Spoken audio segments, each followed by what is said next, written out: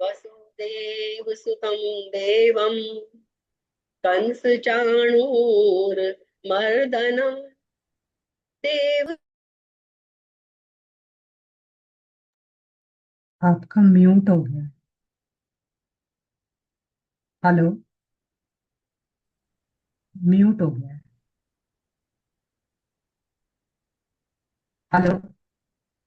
Mummy आपका mute हो गया, अनम्यूट कर दीजिए।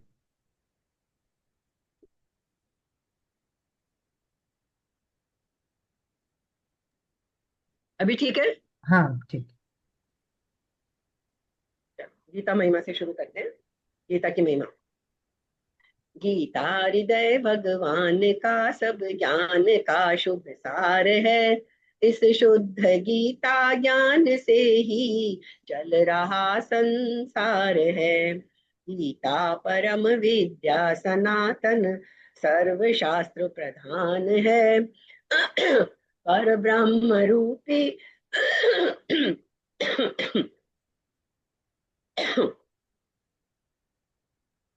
मोक्षकारी नित्य गीता ज्ञान है।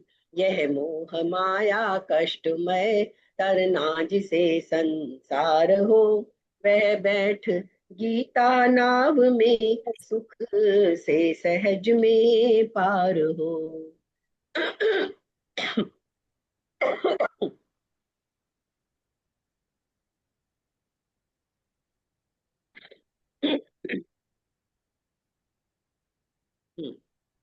चलिए स्टार्ट करते हैं हम। हमारा 9वें अध्याय का 19वां श्लोक हमने अर्थ समझ लिया था। और ये मैंने बताया था कि ये वाला श्लोक जो है समझना बहुत ही मुश्किल है। मैंने कल भी बहुत कोशिश की, मतलब समझ में, शब्द समझ में आ रहे हैं, लेकिन उसको अनुभव में लाना, प्रैक्टिकली करना बहुत मतलब थोड़ा मुश्किल काम लगा। उसका थोड़ा सा हम समझते हैं क्यों मुश्किल लग रहा है, अभी भी मुश्किल लगता है वो।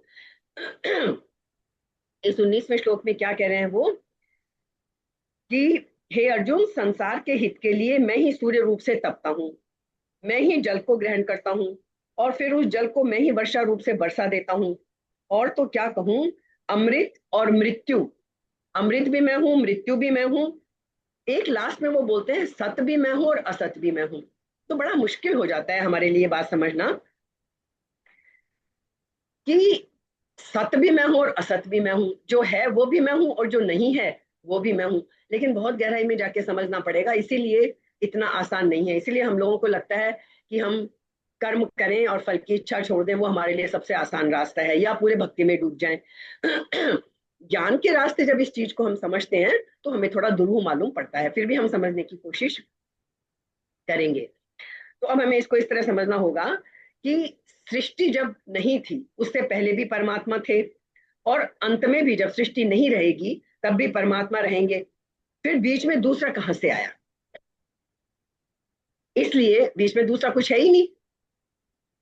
सृष्टि के आदि में भी परमात्मा थे, सृष्टि नहीं थी तब पहले भी और बाद में भी। तो इसलिए अमृत जो है वो भी भगवान का स्वरूप है, और जो मृत्यु है वो भी भगवान का स्वरूप है। ये सिर्फ एक सनातन धर्म की, हिंदू धर्म की व्यवस्था है, और कहीं ये नहीं मिलेगा। ईश्वर को जीवन सब समझेंगे, अच्छा सब समझेंगे, लेकिन हम यहाँ कहते हैं कि जीवन भी ईश्वर है और मृत्यु भी ईश्वर है। तो सत जो परा प्रकृति है वो भी भगवान का स्वरूप है, और असत जो अपरा प्रकृति है वो भी भगवान का स्वरूप है। मतलब हमारे यहाँ ये है कि ज्ञान से यदि जाना हो और ईश्वर का अनुभव करना हो तो हमें ज्ञान से ये चीज पहले समझनी पड़ेगी, जो कि बहुत दुरूह है समझनी। फिर भी हम समझने की कोशिश करेंगे। जैसे अन्नकूट का प्रसाद हम बनाते हैं, उसमें मिठाइयाँ भी होती हैं, रसगुल्ला, गुलाब जामुन, ये भी, और छप्पन भोग होते हैं ना, उसमें मेथी, करेला आदि का साग भी होता है जो कड़वा होता है। तो मीठा भी भगवान का प्रसाद, कड़वा भी भगवान का प्रसाद। तो ऐसे ही ये समझना होगा हमें कि जो हमारे मन को अच्छा लगे वो भी भगवान का स्वरूप है, और जो हमें ना सुहाए वो भी भगवान का स्वरूप है।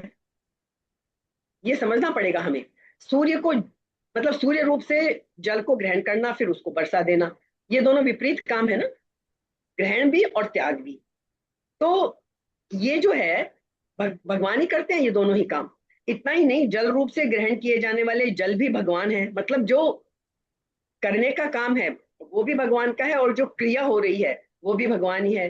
बरसने वाले भी भगवान है और वर्षा रूप क्रिया भी भगवान है।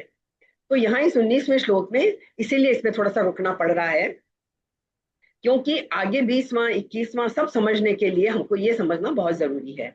अब जो बात उन्होंने कही, सत असत च अहम अर्जुन, संसार में सत और असत के सिवाय अन्य कुछ तो है नहीं, ये हम देख चुके, परा प्रकृति और अपरा प्रकृति, इनके सब कुछ इनमें समा जाता है। संसार असत है और उसमें रहने वाला परमात्म तत्व जो है वो सत है। शरीर असत है और उसमें रहने वाला जीवात्मा सत है। अब शरीर और संसार ये तो परिवर्तनशील है, और इनके अंदर रहने वाले जीवात्मा और परमात्मा ये अपरिवर्तनशील है। शरीर और संसार नाशवान है और जीवात्मा और परमात्मा अविनाशी है। दूसरा अध्याय हम ये जान चुके हैं, दूसरे अध्याय में हमें हर चीज बता दी गई है। दूसरे अध्याय का 12वां श्लोक है। तो भगवान कहते हैं कि तुम ये मत समझो कि कोई कोई कुछ और है, परिवर्तनशील जो है वो भी मैं हूं और अपरिवर्तनशील भी हूं, नाशवान भी मैं हूं और अविनाशी भी मैं हूं। अब हम ईश्वर को अविनाशी तो मान सकते हैं, लेकिन जब ईश्वर कहता है कि नाशवान भी मैं हूं, तो हमारे जैसे लोग दुविधा में पड़ जाते हैं कि भगवान नाशवान कैसे है।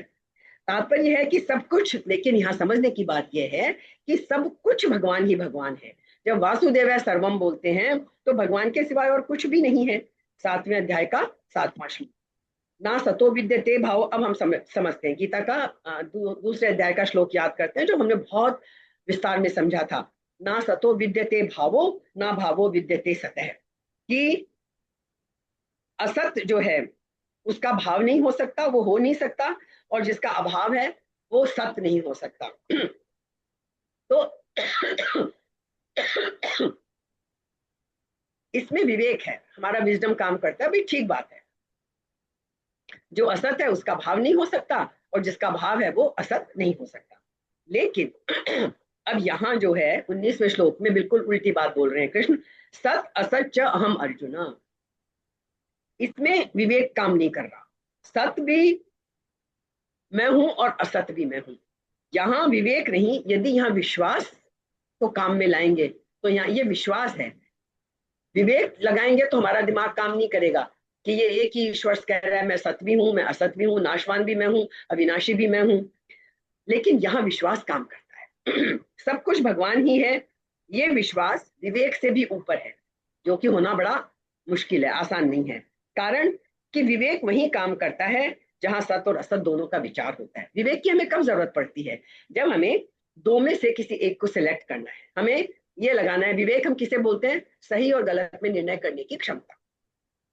तो विवेक हमारा तब काम आएगा जब हमें सही और गलत दो चीज हमारे सामने होगी। यहाँ तो कृष्ण इस श्लोक में बिल्कुल अलग ही बात कह रहे हैं। कुछ निर्णय करने की तुम्हें जरूरत नहीं है, सत भी मैं हूं, असत भी मैं हूं, गलत भी मैं हूं, सही भी मैं हूं, अच्छा भी मैं हूं, बुरा भी मैं हूं, सब कुछ मैं ही मैं हूं। पिछली बार भी रेणु जी ने क्वेश्चन उठाया था ये कि ये बात समझ में नहीं आती, ये वाकई समझ में नहीं आती। तो जब असत है ही नहीं, पर अब समझिए गहराई में, जब असत है ही नहीं तो विवेक की भी जरूरत नहीं है। जब सत ही सत है, जब एक ही ईश्वर को हमने मान लिया कि जो कुछ है भाव है चाहे अभाव है, कुछ भी है, हम द्वंद्व में पड़ते ही नहीं, तो फिर वो विवेक की जरूरत ही नहीं है, क्योंकि हमें कोई निर्णय तो लेना ही नहीं है कि क्या सत्य है और क्या असत है। असत को माने तो विवेक है और असत को ना माने तो फिर विश्वास है। तो यहाँ जरूरत क्या है? विश्वास और विवेक की। विश्वास है तो फिर हम आगे बढ़ सकते हैं कि सत भी प्रभु है, असत भी प्रभु है। विवेक में सत और असत का विभाग है, वहां दिमाग लगाना पड़ेगा। पर विश्वास में तो विभाग है ही नहीं, विश्वास में तो एक ही है, सत्य सत है। भाई असत भी है तो वो भी वो परमात्मा ही है, तो वो सत्य सत है, ये विश्वास है। तो इसलिए निर्णय क्या निकलता है? ज्ञान मार्ग में विवेक की और भक्ति मार्ग में विश्वास और प्रेम की मुख्यता है। ज्ञान मार्ग, कर्म मार्ग, भक्ति मार्ग, तीन मुख्य है ना। यूं तो फिर बहुत है, ध्यान मार्ग ये वो, पर तीन मुख्य है। तो ज्ञान मार्ग में विवेक की और भक्ति मार्ग में विश्वास और प्रेम की प्रधानता है। ज्ञान मार्ग में सत असत, जड़ चेतन, नित्य अनित्य, इनका विवेक मुख्य होने से इनमें द्वैत है, द्वैत भाव है। द्वैत का मतलब दो चीजों की उपस्थिति है। और भक्ति मार्ग में एक भगवान पर ही विश्वास मुख्य होने से इसमें अद्वैत है। और हमें अद्वैत को ही तो पाना है, जहां कोई फर्क ही ना रहे, जहां कोई भेद ही ना रहे। तात्पर्य क्या है कि दो सत्ता न होने से वास्तविक अद्वैत जो है वो भक्ति में ही मिलेगा। जब हम ये देखेंगे कि जो कुछ है वो ईश्वर ही ईश्वर है, फिर हमें पशु में भी ईश्वर दिखाई देगा, पेड़ पौधों में भी ईश्वर दिखाई देगा। अच्छा है तो ईश्वर है, बुरा है तो ईश्वर है, तो वहां अद्वैत हो गया। द्वंद्व नहीं है। और गीता का सारा सार यही है कि हमें द्वंद्व से ऊपर उठना है। गीता ये नहीं सिखाती कि द्वेष से ही ऊपर उठो, द्वेष छोड़ दो। गीता तो कहती है राग से भी ऊपर उठो, दुख से ही दूर नहीं रहो, सुख से भी दूर रहो, बुरे से ही दूर नहीं रहना है, अच्छे से भी दूर रहो। गीता तो द्वंद्व से दूर रहने को कहती है, द्वैत से दूर रहने को कहती है। ये समझना है इस 19वें श्लोक में बहुत अच्छी तरह से। ज्ञान मार्ग में क्या करता है साधक? असत का निषेध करता है, कि सत असत का निषेध करता है। पर निषेध जिस चीज का हम करेंगे, इसका मतलब कि उसकी सत्ता तो है ना। निषेध हम किस चीज का करेंगे? यदि कोई चीज है तभी तो उसका निषेध करेंगे। तो असत की सत्ता का भाव बना रह सकता है ज्ञान मार्ग में। साधक असत के निषेध पर जितना जोर लगाता है ज्ञान मार्ग में, उतना ही असत की सत्ता का भाव दृढ़ होता चला जाता है। इसलिए असत का निषेध करना उतना अच्छा नहीं है, मुश्किल पड़ती है ज्ञान मार्ग में, इसीलिए मुश्किल पड़ती है। असत का निषेध करना उतना बढ़िया नहीं है जितनी उसकी उपेक्षा कर दो। सोचो ही मत सत क्या है, असत क्या है। अच्छा, उपेक्षा करने की अपेक्षा भी अब और बेस्ट, जैसे बोलते हैं ना हम, गुड बेटर बेस्ट, तो वो बेस्ट पे यदि पहुंचना है तो फिर तो एक ही भाव सबसे अच्छा है कि सब कुछ छोड़ दो, ना बुराई करो, ना उसकी ना निषेध करो, ना उसकी उपेक्षा करो, ना उसको नेग्लेक्ट करो, बल्कि क्या कर लो, सब कुछ परमात्मा ही है, इसको स्वीकार करो। ये सबसे बढ़िया रास्ता है।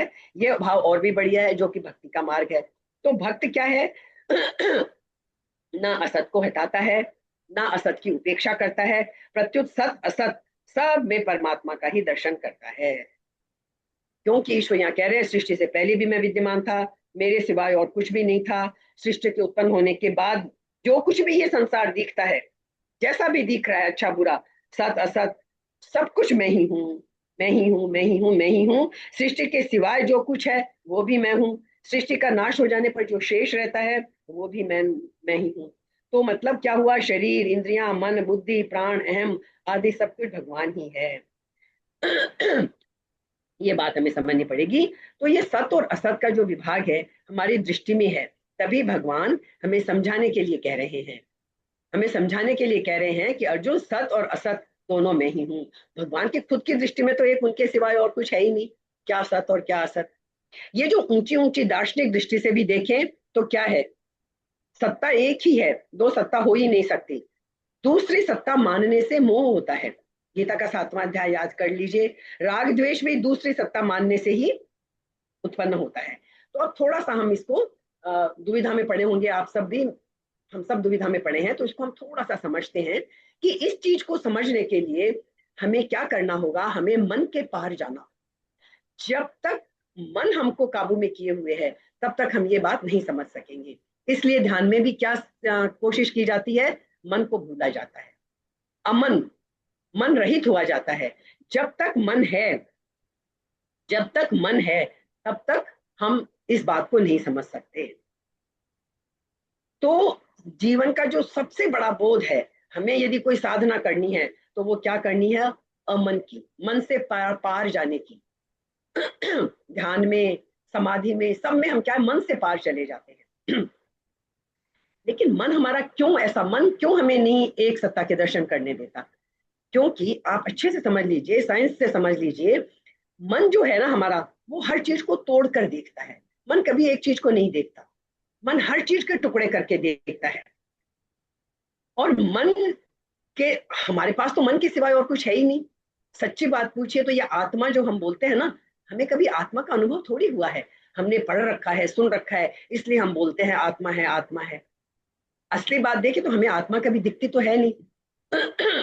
हम तो वो ज्ञान मार्ग से रास्तों पे चल चल के समझते हैं कि शरीर चला जाता है, फिर भी कुछ रहता है, वही आत्मा है। ये हम समझते हैं ना, समझाने की कोशिश करते हैं, हमें अनुभव में नहीं आता है। क्योंकि ये मन जो है ना, मन से ही हम सब कुछ समझते हैं। हमारे पास समझने का और कोई साधन ही नहीं है। हमें कोई समझाएगा, हम किस चीज से समझेंगे? आत्मा थोड़ी समझने आएगी उठ के, हम मन से ही तो समझेंगे ना। और मन के देखने की प्रक्रिया में जीवन हमारा टुकड़े टुकड़े हो जाता है, क्योंकि मन का स्वभाव ही है कि वो खंड खंड देखता है चीज को। तो मन क्या करता है, जैसे हम कोई छोटा सा एक चीज भी लें अपने हाथ में रखें, हम उसका एक ही हिस्सा देख पाएंगे। उसके पीछे का हिस्सा तो हम देख ही नहीं पाएंगे। हम अनुमान कर लेंगे कि ये ऊपर से ऐसा दिख रहा है तो ये नीचे से ऐसा होगा, और तब हम उसका एक एक समग्र रूप बनाकर उसको समझ लेते हैं। मन की क्षमता ही नहीं है, मन में वो सामर्थ्य नहीं है कि वो किसी चीज को उसकी पूर्णता में देखे, ना मन का स्वभाव है पूर्णता में देखे। अब जैसे जो जिसका स्वभाव नहीं है वो काम हम उससे नहीं ले सकते। हम सोचे आंख से कि हम सुनने का काम कर लें, नहीं कर सकते। सोचे कान से देखने का काम कर लें, नहीं कर सकते। तो आंख की गलती नहीं है, कान की गलती नहीं है, वो स्वभाव ही नहीं है उनका। आंख देखने का ही काम कर सकती है, कान सुनने का ही काम कर सकता है। तो मन के स्वभाव में पहली बात कि मन किसी भी वस्तु को उसकी टोटलिटी में, उसकी समग्रता में नहीं देख सकता। जब भी देखेगा वो अंश को देखेगा, हिस्से को देखेगा। आज तक किसी व्यक्ति के मन ने किसी चीज की पूर्णता नहीं देखी है। तो अब आप देखिए, दुनिया में हम किन से समझते हैं, अच्छे अच्छे शास्त्र पढ़ते हैं तो दुनिया में दो तरह के शास्त्र हैं। एक तो वे शास्त्र हैं जो उन लोगों ने कहे हैं जिनका मन मिट गया था, जो मन के पार चले गए थे। उन लोगों ने जो शास्त्र कहे हैं वो उन्होंने, जिन्होंने पूर्ण को जाना, उस पूर्ण परमात्मा को जाना, जिनका मन मिट गया था, उन लोगों ने जो शास्त्र कहे हैं, एक तो वो शास्त्र हैं, और दूसरे शास्त्र वो हैं जो बहुत ज्ञानी हैं, जिन्होंने अपने मन को व्यवस्थित करके, मन को शिक्षित करके, खूब अध्ययन करके, खूब विचार करके, जिनको हम विद्वान कहते हैं, मनन करके, तर्क से, है ना, और फिर अपने अनुभव से मन को इतना विकसित किया, और फिर जगत के संबंध में क्या दृष्टिकोण बनता है उसको लिपिबद्ध किया। तो समझ लीजिए, जिसे हम आज फिलोसफी कहते हैं, दर्शन कहते हैं, वो तो है इन मन के द्वारा जो प्रशिक्षित लोग हैं, जिन्होंने खूब ज्ञान अर्जित किया। खूब, ये जितनी फिलोसफीज हैं दुनिया में, ये तो उन लोगों के द्वारा बनाई गई हैं। और इसीलिए आप देखिए, कोई फिलोसफी पूर्ण नहीं है। पूर्ण होती तो इतने झगड़े ही क्यों होते। एक दर्शन वाला कहता है तुम्हारा दर्शन गलत है, मेरा ठीक है। षड दर्शन तो हमारे भारत में ही है, फिर दुनिया में कितने ही दर्शन है। सब अपने को सही, दूसरे की फिलोसफी को गलत बताते हैं। क्यों? क्योंकि ये सारी फिलोसफीज मन को साध कर, मन को खूब शिक्षित करके, तर्क से वो फिलोसफीज डेवलप हुई हैं। दूसरे हैं वो चीजें उन ऋषियों ने बताई हैं जो, जिन्होंने मन से नहीं, जो तर्क से परे चले गए, मन से भी परे चले गए, जिन्होंने उसको देखा, जिन्होंने अनुभव किया। इसलिए सारा सार गीता का ये है कि आप अनुभव करो उस चीज को। जब तक हम अनुभव नहीं करेंगे आत्मा समझ में नहीं आएगी। ज्ञान से समझाते जाओ ऐसी है, ऐसी है, ऐसी है, आत्मा ऐसी है, वो अनुभव करके ही समझ में आएगा। लेकिन मुश्किल ये है कि अब जिन लोगों ने मन से दूर हटके, मन को खत्म करके, मन से पार जाकर जब उस आत्मा को समझा, उन्होंने जो बातें कही वो है सत्य। लेकिन प्रॉब्लम कहाँ हुई कि अब उन्होंने जो बातें कही, हमारे पास तो वो अनुभव नहीं है ना। हम तो फिर उनकी बातों को मन से ही समझेंगे। उनकी बातों को भी तो हम, चाहे बुद्ध ने समझ के बोला, महावीर ने समझ के बोला, कृष्ण ने अनुभव करके बोला, लेकिन अब हमारे पास तो कोई चारा ही नहीं है ना। हम तो मन के माध्यम से ही समझेंगे, हमारे पास तो जरिया मन ही है समझने का। तो इसलिए प्रॉब्लम क्या होती है कि हम चीज को पूरी तरह, जो बुद्ध ने अनुभव किया, जो महावीर ने अनुभव किया, जो कृष्ण समझाना चाहते हैं, क्योंकि उन्होंने अनुभव किया, हम अनुभव नहीं कर पा रहे हैं, हम उसको समझने की कोशिश कर रहे हैं। ये बहुत बड़ा फर्क है। यदि हमें वो चीज समझनी है तो हमें मन के पार जाना होगा, मन से ऊपर उठना होगा, ये हमें करना होगा। मन, क्योंकि मन जो भी कहेगा वो अधूरा होगा। जैसे एक कहानी जो हमने सबने सुन रखी है कि एक हाथी है, 5 अंधों को कहा जाता है कि आप वर्णन करो हाथी का। अब वो अंधे छू छू के वर्णन करते हैं। जिसने पैर छुए उसने कह दिया हाथी जो है स्तंभ जैसा है। हाथी जैसे महल के मजबूत खंबे होते हैं, क्योंकि उसने पैर छुए।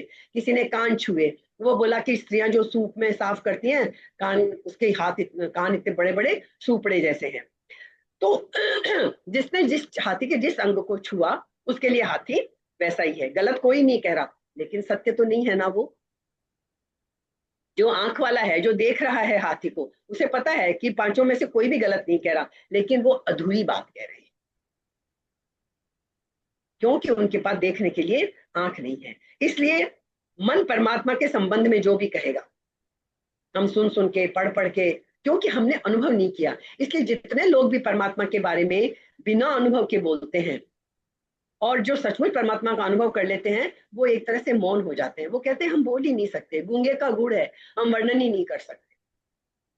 परमात्मा मतलब मन से हम कह दें ईश्वर है, सच्चाई नहीं होगी उसमें, क्योंकि हमने अनुभव नहीं किया। हम खाली तर्क से समझा समझा के खाली बात कह रहे हैं। बिल्कुल इन्हीं 5 अंधों की तरह से हो जाएंगे हम भी।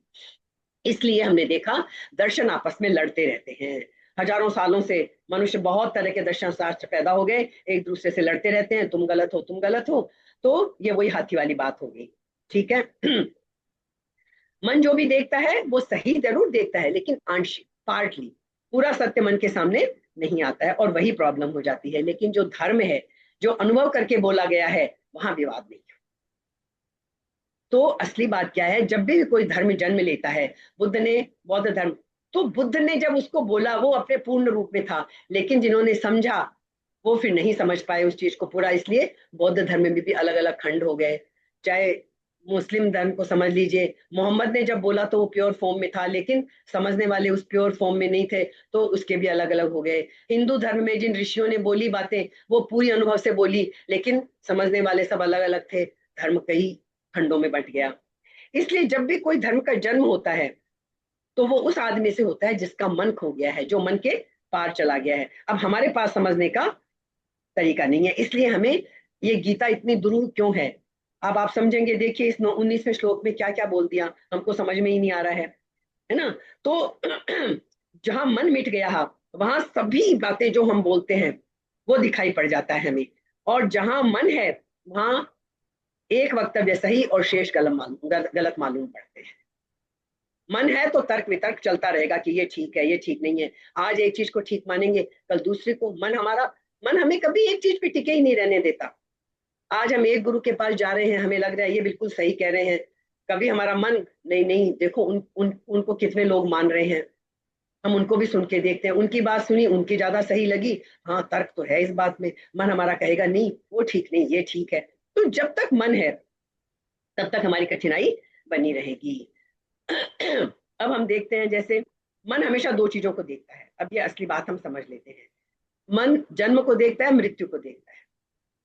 जब मन के पार चले जाएंगे, हमको क्या लगता है कि मृत्यु जीवन का अंत है। हम लोग बहुत गलत सोचते हैं।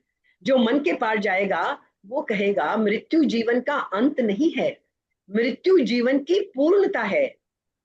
जो जीवन हमारा शुरू हुआ था, मृत्यु उसकी पूर्णता है। जिस दिन हम पैदा हुए उसी दिन से हमारी मृत्यु शुरू हो गई।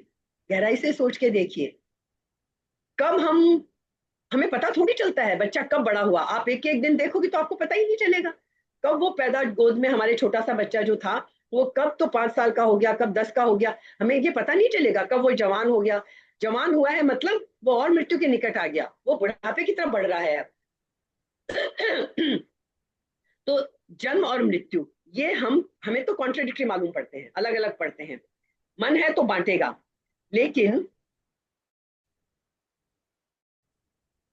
तो मन तो हमेशा विरोध में बांटेगा, जीवन है मृत्यु है। लेकिन मन को यदि हम बीच में ना लाएं, तो फिर जन्म और मृत्यु ये विरोध ही खत्म हो जाए।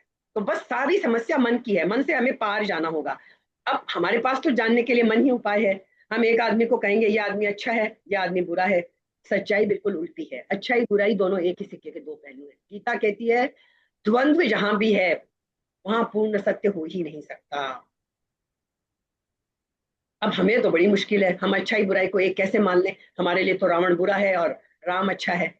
तो अब आप सोच के देखिए, वो अंतिम समय जब युद्ध में रावण की मृत्यु हो गई थी, राम ने अपने छोटे भाई लक्ष्मण को क्या कहा, तुम रावण के पास जाओ, उनके पास जाके विनय पूर्वक प्रार्थना करो और उनसे ज्ञान मांगो। वो बहुत बड़े ज्ञानी हैं। तो राम की दृष्टि में रावण बुरे नहीं है, रावण उतना ही ज्ञानी है, उतना ही समझदार है। राम चाहते हैं कि उनका भाई मेरे से जो सीखा है वो भी, और रावण से उनका पर्सपेक्टिव भी सीखे। एक ही राम और रावण एक ही सिक्के के दोनों पहलू हैं। इसलिए कुछ मैं ही हूं। तो हमको सच्चाई में देखो, तो रावण राम के दुश्मन नहीं है। यदि आज आप पूरी रामायण में से रावण को हटा दें,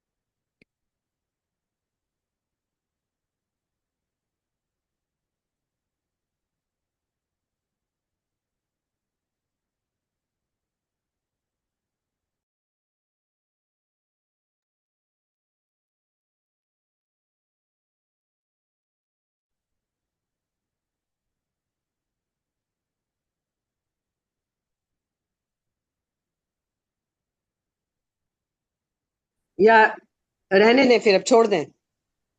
हाँ, रहने दीजिए।